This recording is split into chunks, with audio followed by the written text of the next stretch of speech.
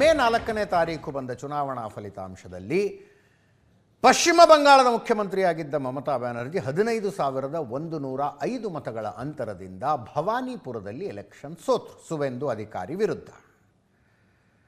ಬಹಳ ತುರುಸಿನ ಸ್ಪರ್ಧೆ ಆಗಿತ್ತಿಲ್ಲಿ. ಸುವೇಂದು ಅಧಿಕಾರಿ ಎರಡು ಕಡೆ ಸ್ಪರ್ಧೆ ಮಾಡಿದ್ದು, ಒಂದು ನಂದಿಗ್ರಾಮ, ಇನ್ನೊಂದು ಭವಾನಿಪುರ. ಆ್ಯಕ್ಚುಲಿ ಕಳೆದ ಸಲದ ಚುನಾವಣೆ ಇದಕ್ಕಿಂತ ತುರುಸಿನದಾಗಿತ್ತು. ಕಳೆದ ಸಲ ನಂದಿಗ್ರಾಮದಲ್ಲಿ ಮಮತಾ ಬ್ಯಾನರ್ಜಿ ಸ್ಪರ್ಧೆ ಮಾಡಿದ್ರು, ಸುವೇಂದು ಅಧಿಕಾರಿ ಅಲ್ಲೇ ಹೋಗಿ ಸ್ಪರ್ಧೆ ಮಾಡಿದ್ರು. ಬಹಳ ಟಫ್ ಕಾಂಪಿಟೇಷನ್ನು ಸುವೇಂದು ಅಧಿಕಾರಿ ಗೆದ್ದುಬಿಟ್ರು, ಮಮತಾ ಬ್ಯಾನರ್ಜಿ ಸೋತರು. ನೋಡಿ ಮಜಾ ಹೆಂಗಾಗಿತ್ತು ಅಂದರೆ, ಅವರ ಪಕ್ಷ ಭಾರೀ ಬಹುಮತದೊಂದಿಗೆ ಅಧಿಕಾರಕ್ಕೆ ಬಂದಿತ್ತು, ಬಟ್ ಮಮತಾ ಬ್ಯಾನರ್ಜಿನೇ ಎಲೆಕ್ಷನ್ ಸೋತು ಬಿಟ್ಟಿದ್ರು. ಮುಖ್ಯಮಂತ್ರಿಯಾಗಿ ಪ್ರಮಾಣ ವಚನ ಸ್ವೀಕರಿಸಿದ ಅವರು ಭವಾನಿಪುರದಲ್ಲಿ ಬೈ ಎಲೆಕ್ಷನ್ಗೆ ನಿಂತ್ಕೊಂಡು ಗೆದ್ದರು. ಈ ಸಲ ಸುವೇಂದು ಅಧಿಕಾರಿ ಹೋಗಿ ನಂದಿಗ್ರಾಮದಲ್ಲಿ ನಾಮಿನೇಷನ್ ಫೈಲ್ ಮಾಡಿದರು. ಮಮತಾ ಬ್ಯಾನರ್ಜಿನೂ ಅಲ್ಲೇ ಬರ್ತಾರೆ ಯಾಕಂದ್ರೆ ಒಂದು ಸಲ ಸೋತಿರೋ ಕ್ಷೇತ್ರ ಅಲ್ಲ, ಎಲ್ಲಿ ಬಿದ್ದಿದೆಯೋ ಅಲ್ಲೇ ಎದ್ದು ನಿಲ್ಲಬೇಕು ಅನ್ನುವ ಹಠ ರಾಜಕಾರಣಿಗಳಿಗಿರುತ್ತೆ. ನಂದಿಗ್ರಾಮದಲ್ಲಿ ಸೋಲಿಸಿದ್ರಲ್ಲ ಲಾಸ್ಟ್ ಟೈಮು ನೀವು ನನ್ನನ್ನು, ಇಲ್ಲೇ ಬಂದು ನಾನು ಸ್ಪರ್ಧೆ ಮಾಡ್ತೀನಿ ಅಂತ ಮಮತಾ ಬ್ಯಾನರ್ಜಿ ಅಲ್ಲಿಗೆ ಬರ್ತಾರೆ ಅಂತಿತ್ತು. ನೋಡಿದ್ರೆ ಅವರು ಭವಾನಿಪುರಕ್ಕೆ ಹೋಗಿ ಕಂಟೆಸ್ಟ್ ಮಾಡಿಬಿಟ್ರು. ಅಮಿತ್ ಶಾ ಕರೆದು ಹೇಳಿದ್ರಂತೆ ಸುವೇಂದು ಅಧಿಕಾರಿಗೆ, ನಥಿಂಗ್ ಡೂಯಿಂಗ್, ನೀನು ಹೋಗಿ ಭವಾನಿಪುರದಲ್ಲೇ ಕಂಟೆಸ್ಟ್ ಮಾಡಬೇಕು ಅಂದ್ರಂತೆ. ಸೊ ಸುವೇಂದು ಅಧಿಕಾರಿ ನಂದಿಗ್ರಾಮದಲ್ಲಿ ಮತ್ತು ಭವಾನಿಪುರದಲ್ಲಿ ಎರಡೂ ಕಡೆ ಕಂಟೆಸ್ಟ್ ಮಾಡಿದ್ರು, ಎರಡೂ ಕಡೆ ಗೆದ್ದುಬಿಟ್ರು.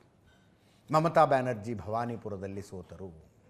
15,105 ಮತಗಳ ಅಂತರದಿಂದ ಎಲೆಕ್ಷನ್ ಪಿಟಿಷನ್ ಫೈಲ್ ಮಾಡಿದ್ದಾರೆ. ಸುವೇಂದು ಅಧಿಕಾರಿ 73,917 ಓಟ್ ತಗೊಂಡಿದ್ರು, 58,812 ಓಟು ಮಮತಾ ಬ್ಯಾನರ್ಜಿಗೆ ಬಿದ್ದಿದ್ವು. 15,105 ಮತಗಳ ಅಂತರದಿಂದ ಸುವೇಂದು ಅಧಿಕಾರಿ ಗೆದ್ದಿದ್ರು. ಕಲ್ಯಾಣ ಬ್ಯಾನರ್ಜಿ ಮತ್ತು ಡೋಲಾ ಸೇನ್ ಅವರುಗಳ ಜೊತೆಗೆ ಬಂದು ಇವತ್ತು ಸ್ವರ್ನಿನ್ ಮಾಡೋದು ಅಂತಿರುತ್ತೆ ಕೋರ್ಟ್ನಲ್ಲಿ ಸಲ್ಲಿಸಿದ ಅರ್ಜಿಗೆ. Reasonable likelihood of bias. Election ಪಿಟಿಷನ್ನಲ್ಲಿ ಸಾಮಾನ್ಯವಾಗಿ ಮರುಮತ ಎಣಿಕೆ ಮಾಡ್ತಾರೆ. ಮರುಮತ ಎಣಿಕೆ ಈಗ 12ನೇ ರೌಂಡ್ ಆದಮೇಲೆ ನಮ್ಮನ್ನು ಹೊರಗೆ ಕಳಿಸ್ಬಿಟ್ರು ಅನ್ನೋದಿದೆಯಲ್ಲ, that is a serious allegation. ಅಭ್ಯರ್ಥಿಯಾಗಿದ್ದ ಮಮತಾ ಬ್ಯಾನರ್ಜಿ ಅವರು ಒಳಗಿಲ್ಲ, ಅವರ ಪರವಾದ ಏಜೆಂಟರು ಒಳಗಿಲ್ಲ. ಒಳಗೇನಾಯಿತೋ ಯಾವನಿಗೆ ಗೊತ್ತು ಅಂತಾರೆ ಇವರು. 45 ದಿನಗಳ ಕಾಲ ಅವುಗಳನ್ನು ಸಂರಕ್ಷಿಸಿ ಇಟ್ಟಿರಬೇಕು. ಮರುಮತ ಎಣಿಕೆಗೆ ಕೋರ್ಟ್ ಆದೇಶ ಮಾಡ್ಬೋದು, ಮಾಡುತ್ತೆ.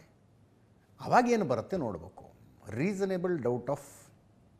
ರೀಸನೇಬಲ್ ಲೈಕ್ಲಿಹುಡ್ ಆಫ್ ಫೇವರಿಸಮ್ ಹಾಗೇನೋ ಅಂದರು. ಅದನ್ನು ಕೋರ್ಟ್ನಲ್ಲಿ ಪ್ರೂವ್ ಮಾಡೋದು ಕಷ್ಟ ಆಗಬಹುದು. ನೋಡೋಣ ಏನೇನಾಗುತ್ತೆ.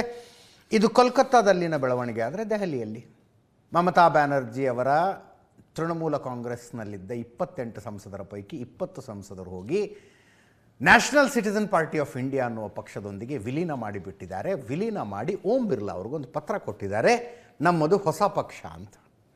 ಇನ್ನೊಂದು ಕಡೆ ತೃಣಮೂಲ ಕಾಂಗ್ರೆಸ್ನವರು ಓಂ ಬಿರ್ಲಾ ಅವ್ರಿಗೊಂದು ಪತ್ರ ಕೊಟ್ಟಿದ್ದಾರೆ, ಯಾವ ಕಾರಣಕ್ಕೂ ಇದನ್ನು ಪ್ರತ್ಯೇಕ ಬಣ ಅಂತ ಪರಿಗಣಿಸಬೇಡಿ ಅಂತ ಅವರೊಂದು ಪತ್ರ ಕೊಟ್ಟಿದ್ದಾರೆ. ಮಮತಾ ಬ್ಯಾನರ್ಜಿ ಅವರಿಂದ ಮತ್ತು ತೃಣಮೂಲ ಕಾಂಗ್ರೆಸ್ನಿಂದ ದೂರವಾಗಿ ನ್ಯಾಷನಲ್ ಸಿಟಿಸನ್ ಪಾರ್ಟಿ ಆಫ್ ಇಂಡಿಯಾದಲ್ಲಿ ಜಾಯ್ನ್ ಆಗಿರುವ ತೃಣಮೂಲ ಕಾಂಗ್ರೆಸ್ನಿಂದ ಗೆದ್ದಿದ್ದ ಸಂಸದರುಗಳನ್ನು ನೀವು ನೋಡ್ತಾ ಇದ್ದೀರಿ. 20 ಜನ. ಈಗ ಸ್ಪೀಕರ್ ಓಂ ಬಿರ್ಲಾ ತುಂಬ ಅಳೆದು ತೂಗಿ ಎಚ್ಚರಿಕೆಯ ನಿರ್ಧಾರ ತೆಗೆದುಕೊಳ್ಳಬೇಕು. ಭಾರತದ ಪ್ರಜಾಪ್ರಭುತ್ವದ ಇತಿಹಾಸದಲ್ಲಿ ಇಂಥ ಇನ್ನೊಂದು ಘಟನೆ ನಡೆದ ಬಗ್ಗೆ ನನಗಂತೂ ಮಾಹಿತಿ ಇಲ್ಲ. ಒಂದು ಪಕ್ಷದಿಂದ ಗೆದ್ದ 2/3 MPಗಳು ಹೆಚ್ಚು ಕಡಿಮೆ ಅಸ್ತಿತ್ವವೇ ಇಲ್ಲದ ಇನ್ನೊಂದು ಪಕ್ಷನ ಹೋಗಿ ಜಾಯ್ನ್ ಆಗಿಬಿಡೋದು. ನೆನ್ನೆ ನಂಬರ್ಸ್ ಹೇಳಿದ್ನಲ್ಲಿ 822 ಓಟು 2 ಕಾನ್ಸ್ಟಿಟ್ಯೂಯೆನ್ಸಿ ಸೇರಿ ತ್ರಿಪುರಾದಲ್ಲಿ ಬಂದಿದ್ದು ಆ NCPI ಅನ್ನೋ ಪಕ್ಷಕ್ಕೆ. ಸ್ಪರ್ಧೆ ಮಾಡಿದ್ದೇ 2 ಕ್ಷೇತ್ರಗಳಲ್ಲಿ, 2 ಕ್ಷೇತ್ರ ಸೇರಿಸಿ 822 ಓಟ್ ಬಂದಿದ್ವು. 2 ಕ್ಷೇತ್ರಗಳಲ್ಲಿ ಅವರ ಅಭ್ಯರ್ಥಿಗಳ ಡೆಪಾಸಿಟ್ ಜಪ್ತಾಗಿತ್ತು. 2 ಕ್ಷೇತ್ರಗಳಲ್ಲಿ ಅವರ ಪಕ್ಷಕ್ಕೆ ಬಂದ ಮತಗಳಿಗಿಂತಲೂ ನೋಟಾಕ್ಕೆ ಜಾಸ್ತಿ ಓಟ್ ಬಂದಿದ್ವು. ಅಂಥ ಪಕ್ಷದ ಜೊತೆಗೆ ಹೋಗಿ ಇವರು ಮರ್ಜರ್ ಮಾಡಿಬಿಟ್ಟಿದ್ದಾರೆ. ಮಾಡಿದ್ದಾರೆ.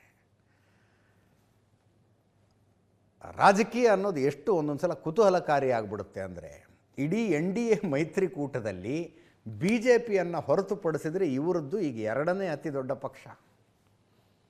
ಆಮೇಲೆ ತೆಲುಗು ದೇಶಂ ಪಾರ್ಟಿ ಬರೋದು, ಆಮೇಲೆ JDU ಬರೋದು. ಚಂದ್ರಬಾಬು ನಾಯ್ಡು ಅವರ ಪಕ್ಷ ಮತ್ತು ನಿತೀಶ್ ಕುಮಾರರ ಪಕ್ಷ ಇವ್ರಿಗಿಂತ ಚಿಕ್ಕವಾದವು. ಈಗ ಟಿ ಡಿ ಪಿಗೆ 16 ಜನ ಇರಬೇಕು ಎಂ ಪಿಗಳು, T D P 16, J D ಯುಗೆ 12 ಎಂ ಪಿಗಳಿದ್ದಾರೆ. ಇವ್ರದ್ದು 20 ಎಂ ಪಿಗಳಾದರಲ್ಲ. NCPI ಅನ್ನೋ ಪಾರ್ಟಿ. ಓಂ ಬಿರ್ಲಾ ಅವರಿಗೆ ಅಳೆದು ತೂಗಿ ನಿರ್ಧಾರ ತೆಗೆದುಕೊಳ್ಳಬೇಕು. ಅವರು ಕಾನೂನು ಇಲಾಖೆ ಅಭಿಪ್ರಾಯ ಕೇಳಿದಾರಂತೆ ಇಂಥ ಸಂದರ್ಭದಲ್ಲಿ ಏನು ಮಾಡಬೇಕು ಅಂತ. ಅಕಸ್ಮಾತ್ ಇದನ್ನು ಪ್ರತ್ಯೇಕ ಬಣ ಅಂತ ಗುರುತಿಸಿ ಇವರಿಗೆ ಈಗ ಮುಂದಿನ ತಿಂಗಳು 3ನೇ ವಾರದ ನಂತರ ಮಳೆಗಾಲದ ಅಧಿವೇಶನ ಶುರುವಾಗುತ್ತೆ. ಈ ಮಳೆಗಾಲದ ಅಧಿವೇಶನದಲ್ಲಿ ಇವರಿಗೆ ಸಪರೇಟ್ ಸೀಟಿಂಗ್ ವ್ಯವಸ್ಥೆ ಮಾಡಿಕೊಡಿ ಅಂತ ಮಾಡಿಕೊಟ್ರೆ ತೃಣಮೂಲ ಕಾಂಗ್ರೆಸ್ ಕೋರ್ಟ್ಗೆ ಹೋಗುತ್ತೆ. ಸ್ಪೀಕರ್ ತೆಗೆದುಕೊಳ್ಳುವ ನಿರ್ಧಾರ ಜುಡಿಷಿಯಲ್ ರಿವ್ಯೂಗೆ ಅತೀತವಲ್ಲ. ಸ್ಪೀಕರ್ ಇಂಥ ವಿಷಯಗಳಲ್ಲಿ ತೆಗೆದುಕೊಳ್ಳುವ ನಿರ್ಧಾರ ಸರಿನೋ ತಪ್ಪು ಅಂತ ನ್ಯಾಯಾಂಗ ವಿಶ್ಲೇಷಣೆ ಮಾಡಬಹುದು. ಜುಡಿಷಿಯಲ್ ರಿವ್ಯೂ ಆಗತ್ತದರದು. ಆವಾಗ ನಮ್ಮದು ತಪ್ಪು ಅನ್ನೋ ಹಂಗೆ ಆಗಬಾರದು ಅನ್ನುವ ಎಚ್ಚರಿಕೆಯಲ್ಲಿ ಓಂ ಬಿರ್ಲಾ ಅವರಿದ್ದಾರಂತೆ. ಲೀಗಲ್ ಒಪಿನಿಯನ್ ತೆಗೆದುಕೊಳ್ತಾ ಇದ್ದಾರಂತವರು. ಕಾನೂನು ಪರಿಶೀಲನೆಗೆ ಒಳಪಟ್ಟರೆ ತೊಂದರೆ ಆಗುವುದು ಬೇಡ ಅಂತ. ಪಕ್ಷಾಂತರ ನಿಷೇಧ ಕಾಯ್ದೆ 10ನೇ ಅನುಸೂಚಿಯ 2ರ ಅಡಿಯಲ್ಲಿ ಒಂದು ರಾಜಕೀಯ ಪಕ್ಷ ಮಾತ್ರ ಮತ್ತೊಂದು ಪಕ್ಷದೊಂದಿಗೆ ವಿಲೀನ ಆಗಬಹುದು. ಒಂದು ಪೊಲಿಟಿಕಲ್ ಪಾರ್ಟಿ ಇನ್ನೊಂದು ಪೊಲಿಟಿಕಲ್ ಪಾರ್ಟಿಯ ಜೊತೆಗೆ ವಿಲೀನವಾಗಬಹುದೇ ಹೊರತು ಒಂದು ರಾಜಕೀಯ ಪಕ್ಷದಿಂದ ಆಯ್ಕೆಯಾಗಿರುವ ಜನಪ್ರತಿನಿಧಿಗಳು ಇನ್ನೊಂದು ರಾಜಕೀಯ ಪಕ್ಷದಲ್ಲಿ ಹೋಗಿ ವಿಲೀನ ಆಗೋದಕ್ಕೆ ಬರೋದಿಲ್ಲ. ಮತ್ತು ಈ ಕೇಸ್ ಹೆಂಗೆ ಹ್ಯಾಂಡಲ್ ಮಾಡಬೇಕು ಅಂತ ಓಂ ಬಿರ್ಲಾ ಅವರಿಗೆ ಗೊತ್ತಾಗ್ತಾ ಇಲ್ವಂತೆ. ಅಭಿಪ್ರಾಯಗಳನ್ನು ತೆಗೆದುಕೊಳ್ತಾ ಇದ್ದಾರಂತೆ. ಆ್ಯಕ್ಚುಲಿ ತೃಣಮೂಲ ಕಾಂಗ್ರೆಸ್ಗೂ ಮೇಲ್ ಮಾಡಿದ್ದಾರೆ. ಅವರು ಇಮೇಲ್ ಮಾಡಿದ್ದಾರೆ, ನಿಮ್ಮ ಹತ್ರ ಏನೇನು ವಾದ ಇದೆ ತಗೊಂಡು ಬನ್ನಿ ಅಂತ. ಅಭಿಷೇಕ್ ಬ್ಯಾನರ್ಜಿ ಪ್ರಧಾನ ಕಾರ್ಯದರ್ಶಿ ತೃಣಮೂಲ ಕಾಂಗ್ರೆಸ್ಗೆ ಅವರಿಗೆ ಮೇಲ್ ಮಾಡಿದ್ದಾರೆ. ಅಭಿಷೇಕ್ ಬ್ಯಾನರ್ಜಿ ಅವರೊಂದು ಟ್ವೀಟ್ ಮಾಡಿದ್ದಾರೆ. ವಿರೋಧ ಪಕ್ಷಗಳನ್ನು ಒಡೆಯಲು BJP ಪಿತೂರಿ ನಡೆಸ್ತಾ ಇದೆ. ನಮ್ಮ ಕತ್ತು ಸೀಳಿದರೂ ನಾವು ಶರಣಾಗುವುದಿಲ್ಲ. BJPಯ ವಿರುದ್ಧ ನಮ್ಮ ಹೋರಾಟ ಮುಂದುವರಿಯುತ್ತಲೇ ಇರುತ್ತದೆ. NCPI ಜೊತೆಗೆ ಬಂಡಾಯ ಸಂಸದರು ವಿಲೀನಗೊಂಡಿರುವುದು ಕಾನೂನು ಬಾಹಿರ. BJP ಪಕ್ಷವೇ ಸಂವಿಧಾನ ಮತ್ತು ಕಾನೂನು ಬಾಹಿರ ಕೃತ್ಯಗಳಲ್ಲಿ ಭಾಗಿಯಾಗಿದೆ ಅಂತ ಒಂದು ಟ್ವೀಟ್ ಮಾಡಿದ್ದಾರೆ. ಕೀರ್ತಿ ಆಜಾದ್ ಮಾತಾಡಿದ್ದಾರೆ. ಕೀರ್ತಿ ಆಜಾದ್ ಮಮತಾ ಬ್ಯಾನರ್ಜಿ ಅವರಿಗೆ ನಿಷ್ಠರಾಗಿ ಉಳಿದುಕೊಂಡಿರುವ ತೃಣಮೂಲ ಕಾಂಗ್ರೆಸ್ನ 8 ಸಂಸದರ ಪೈಕಿ ಒಬ್ಬರು.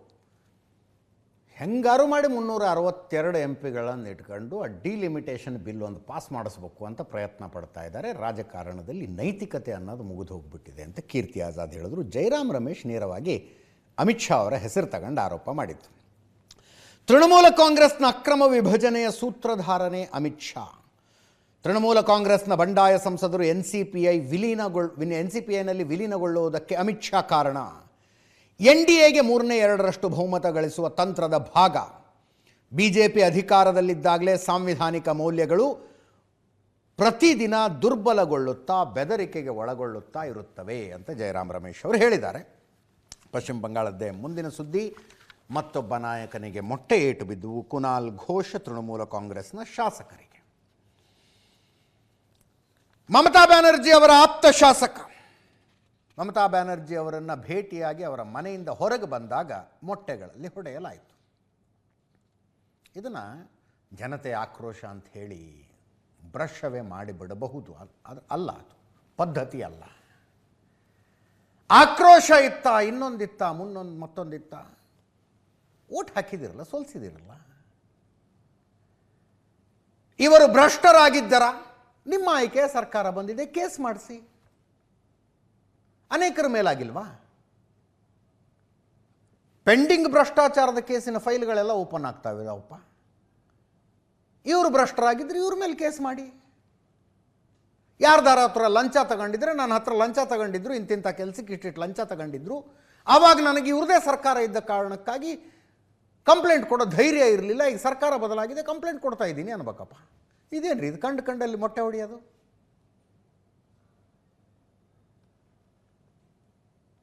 ಇದು ಓಪನ್ ಆಗಿ ನಡೀತಿದೆ. ಯಾರೋ ಕದ್ದು ಮುಚ್ಚಿ ಎಲ್ಲೋ ಬಚ್ಚಿಟ್ಕೊಂಡು ಹೊಡೆದ್ರು ಅಂತಲ್ಲ, ಮುಂದೆ ನಿಂತ್ಕೊಂಡು.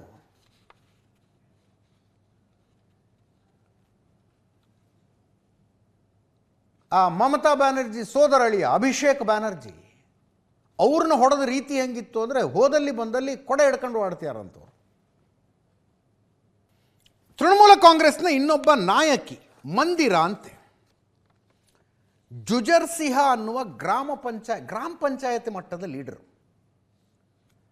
ತೃಣಮೂಲ ಕಾಂಗ್ರೆಸ್ ಅಧಿಕಾರದಲ್ಲಿದ್ದಾಗ ನಾನು ಈ ಕಟ್ಟುಮನಿ ಕಲ್ಚರ್ನ ಎಕ್ಸ್ಪ್ಲೇನ್ ಮಾಡಿದ್ದೆ ಒಂದು ಸಲ, ಮತ್ತೆ ಡೀಟೇಲಾಗೆಲ್ಲ ಹೇಳೋದು ಬೇಡ. ಇದ್ದಾಗ ಜನರ ಹತ್ರ ದುಡ್ಡು ತಗೋತಾ ಇದ್ದದ್ದು. ನಿಂಗೆ ಮನೆ ಆಗ್ಬೇಕಾ, ಇಷ್ಟು ಕೊಡು. ಮನೆಗೆ ನೀರು ಬೇಕಾ, ಕರೆಂಟ್ ಬೇಕಾ, ಇಷ್ಟು ಕೊಡು, ಇಷ್ಟು ಕೊಡು. ಈಗ ಸರ್ಕಾರ ಬದಲಾದ ಮೇಲೆ ಜನ ಮನೆಗೆ ನುಗ್ಗಿದ್ದಾರೆ. ಆಕೆ ಕೈ ಮುಗಿದು ಬೇಡ್ಕೊತಾಳೆ, ತಪ್ಪಾಗಿದೆ ನಮ್ಮದು, ನಿಮ್ಮದೆಲ್ಲರ ದುಡ್ಡು ವಾಪಸ್ ಕೊಡ್ತೀನಿ ಅಂತ. ಈ ಹಿಂಸೆಯ ದೃಶ್ಯಗಳನ್ನು ನೋಡೋದಕ್ಕೆ ಹಿಂಸೆ ಅನಿಸುತ್ತೆ, ಬಟ್ ನಮ್ಮಲ್ಲೂ ಇದೆಯಲ್ಲ. ಪಶ್ಚಿಮ ಬಂಗಾಳದಲ್ಲಿ ಇಷ್ಟು ಮಟ್ಟಕ್ಕೆ ಇರಲಿಕ್ಕಿಲ್ಲ. ಹಳ್ಳಿಗಳಲ್ಲಿ ಕೈಲಾಗದವರಿಗೆ, ಬಡಬಗ್ಗರಿಗೆ ಸರ್ಕಾರದಿಂದ ಮಂಜೂರಾದಂಥ ಹಣವನ್ನು, ಅನುದಾನವನ್ನು, ಯೋಜನೆಯನ್ನು ಕೊಡೋದಕ್ಕೆ ದುಡ್ಡಿಸ್ಕೊಳ್ಳೋದು ಇದೆಯಲ್ಲ ನಮ್ಮಲ್ಲಿ. ಬರ್ಬೇಕು ಅವ್ರಿಗೂ ಈ ಗತಿ, ಬರ್ಬೇಕೊಮ್ಮೆ ನುಗ್ಗಬೇಕು ಮನೆಗೆ. ಇನ್ನೊಂದು ಪಶ್ಚಿಮ ಬಂಗಾಳದ್ದೇ ನೋಡಿ, ಇಲ್ಲಿ ಜಹಾಂಗೀರ್, ತೃಣಮೂಲ ಕಾಂಗ್ರೆಸ್ನ ನಾಯಕ. ಈತ ಏನೇನೋ ಭಾಳ ಹಾರಾಡ್ತಿದ್ದ ಬಿಡಿ. ಕೇಸಾಗಿತ್ತು, ಪೊಲೀಸ್ ಹುಡುಕಿ ಎಳ್ಕೊಂಬಂದರು. ಆತನನ್ನು ಯಾವ ಬೀದಿಯಲ್ಲಿ ಈತ ರೌಡಿಸಮ್ ಮಾಡ್ಕೊಂಡು ಓಡಾಡ್ತಿದ್ನೋ ಅದೇ ಬೀದಿಯಲ್ಲಿ ಹಿಂಗೆ 3/4 ಟಿ ಶರ್ಟ್ನಲ್ಲಿ ಪೊಲೀಸರು ನಡೆಸ್ಕೊಂಬಂದರು. ಅಕ್ಕಪಕ್ಕ ನಿಂತಿದ್ದ ಜನರಿಗೆ ಅವನು ಕೈ ಮುಗಿದು ತಪ್ಪಾಯಿತು ಅನ್ನುವ ರೀತಿಯಲ್ಲಿ ಆತನನ್ನು ನಡೆಸ್ಕೊಂಬಂದರು.